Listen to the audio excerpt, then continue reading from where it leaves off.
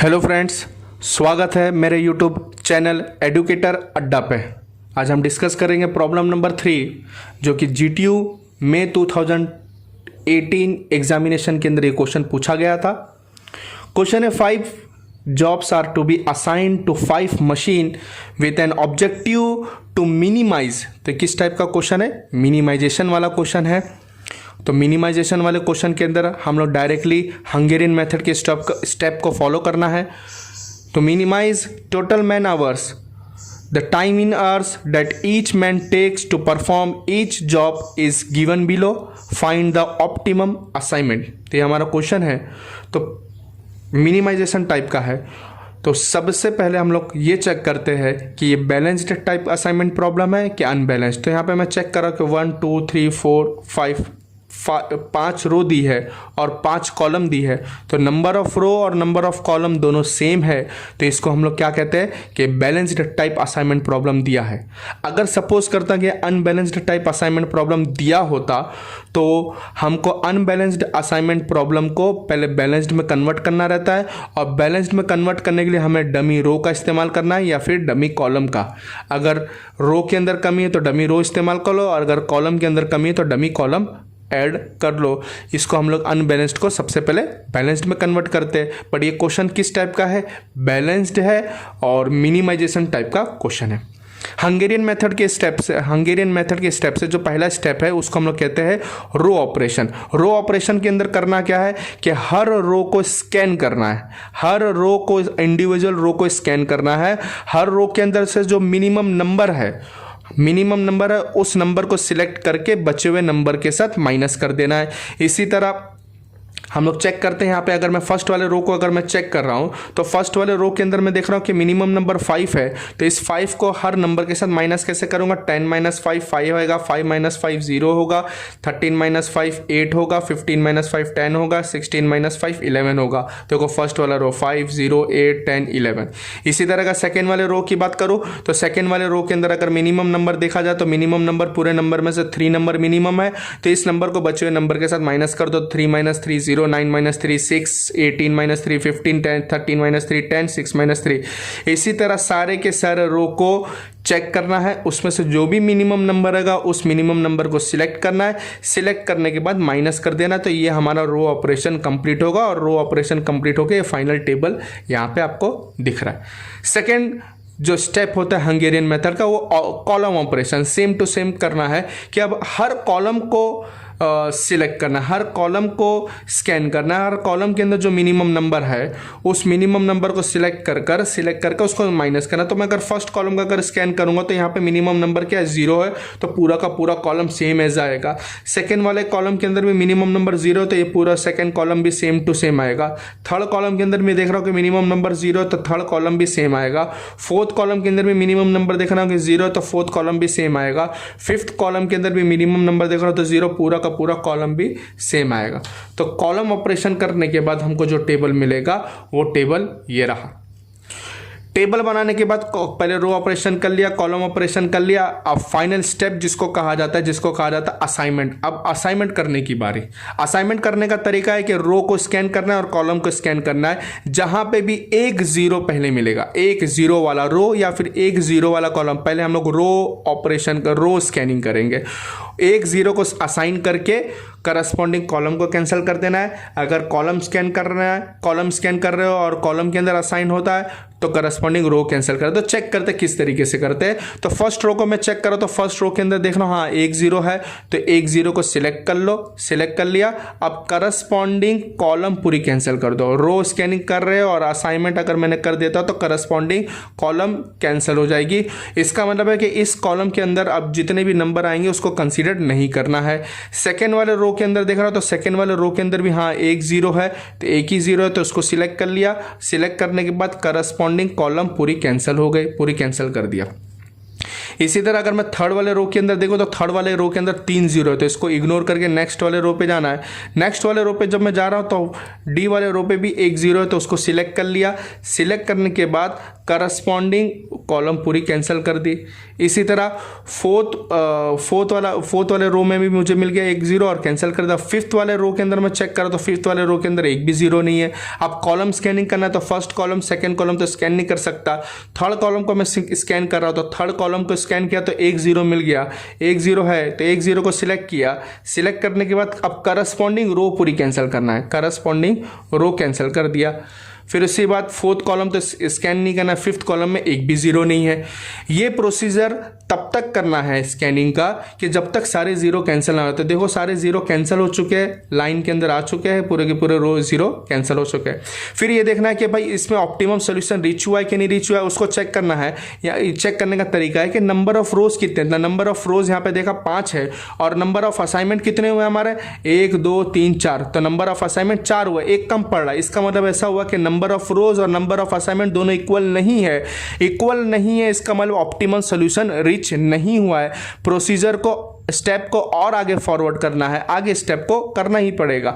अगर यहाँ पे अगर मैं असाइनमेंट करने के बाद अगर नंबर ऑफ रो और नंबर ऑफ असाइनमेंट अगर इक्वल आ जाता, प्रोसीजर यहीं पे स्टॉप हो जाता और ऑप्टिमम सॉल्यूशन रीच हो जाता। जो भी कैलकुलेशन होता, जो भी मेरा ऑप्टिमम असाइनमेंट रहता उसको कैलकुलेट कर लेते। बट यहाँ पे देख रहा हूँ कि यहाँ पे एक असाइनमेंट कम पड़ा है, नंबर ऑफ रो 5 है, नंबर ऑफ असाइनमेंट 4 है।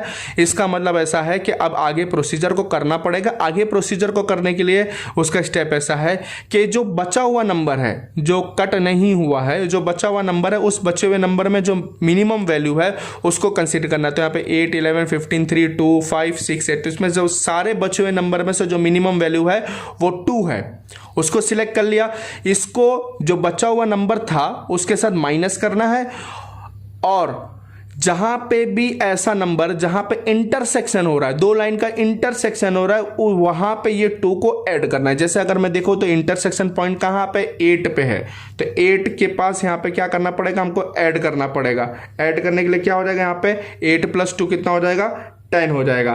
इसी तरह यहाँ पे अगर मैं यहाँ की बात करूँ तो क्या हो जाएगा, यहाँ पे 5 + 2 7 हो जाएगा। यही 2 पॉइंट है जहाँ पे ऐड करना पड़ेगा क्योंकि ये इंटरसेक्शन पॉइंट है और बचा हुआ नंबर है उसमें कोई भी चेंजेस नहीं आएगा जो लाइन के अंदर आ चुका है। चेंजेस कहाँ आएगा, मिनिमम नंबर सिलेक्ट किया, मिनिमम नंबर सिलेक्ट किया तो ये बचा हुआ नंबर है जो कट नहीं हुआ है, अनकवर्ड है, उसके अंदर हमको माइनस करना है और जहाँ पे भी इंटरसेक्शन पॉइंट है उस इंटरसेक्शन पॉइंट पे हमको ऐड करना था। तो ऐड कर लेते हैं। तो यहाँ पे जहाँ पे ऐड करना था उस हम लोग पूरा का पूरा नंबर वापस से लिखते हैं। तो यहाँ पे कोई चेंजेस नहीं है, 5 as it is, 0 as it is, 8 + 2 कितना हो जाएगा, यहाँ पे 10। यहाँ पे चेंजेस करना था तो हम लोग कर लिया। यहाँ पे 0 as it is, 3 as it is. इसी तरह यहाँ पे हम लोग यहाँ की बात करो तो यहाँ पे 0 6, 5 + 2 कितना हो जाएगा, 7 और 4 5।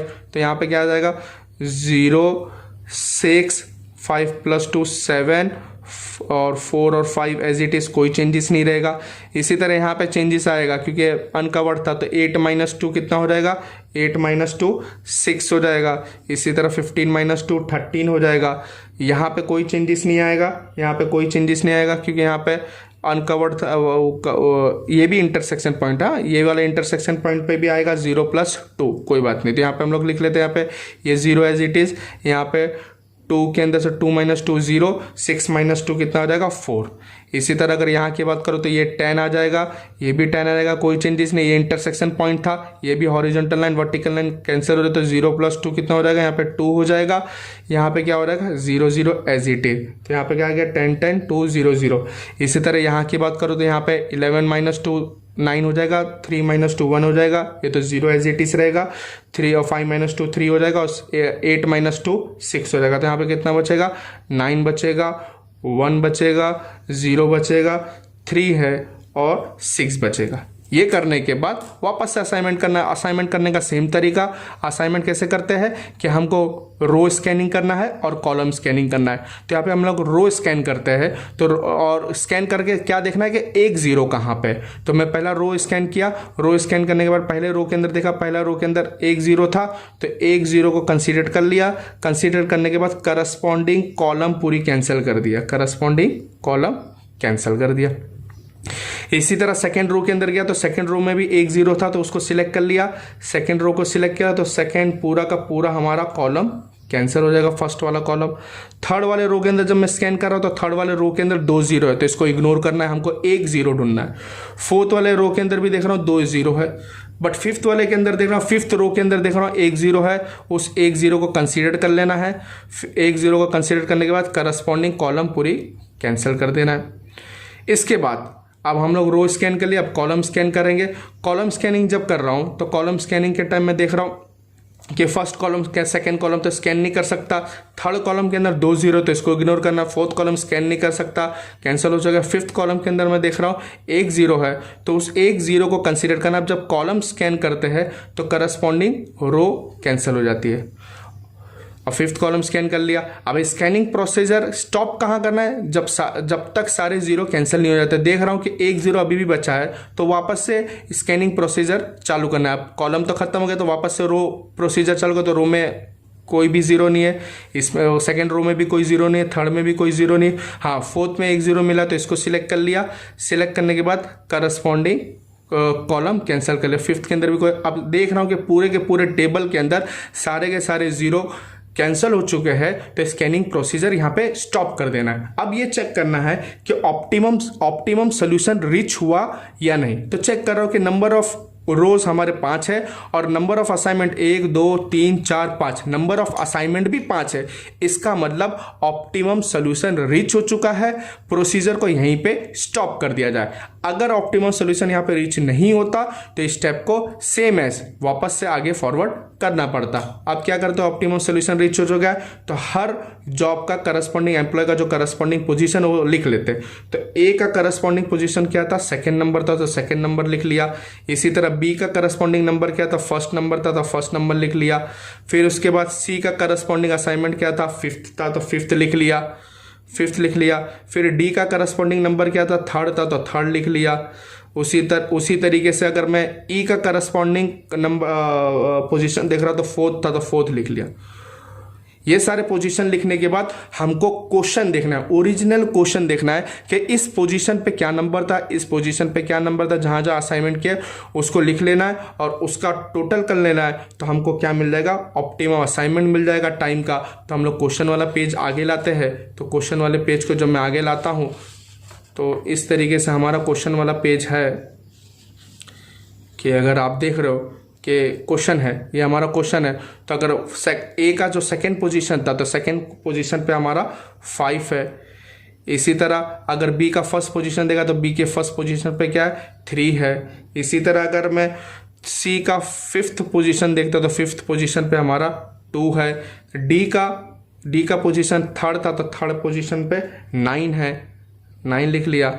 इसी तरह ई का फोर्थ पोजीशन था तो ई का फोर्थ पोजीशन पे हमारा ई का फोर्थ पोजीशन पे हमारा क्या है, 4 है तो 4 लिख लिया।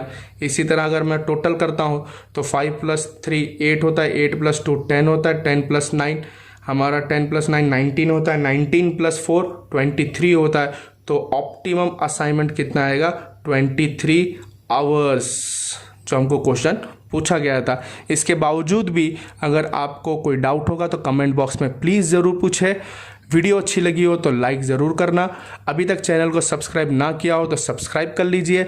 आगे के वीडियो के लिए, नेक्स्ट वीडियो के लिए, नोटिफिकेशन के लिए बेल आइकन पे क्लिक कर दीजिए। Thank you.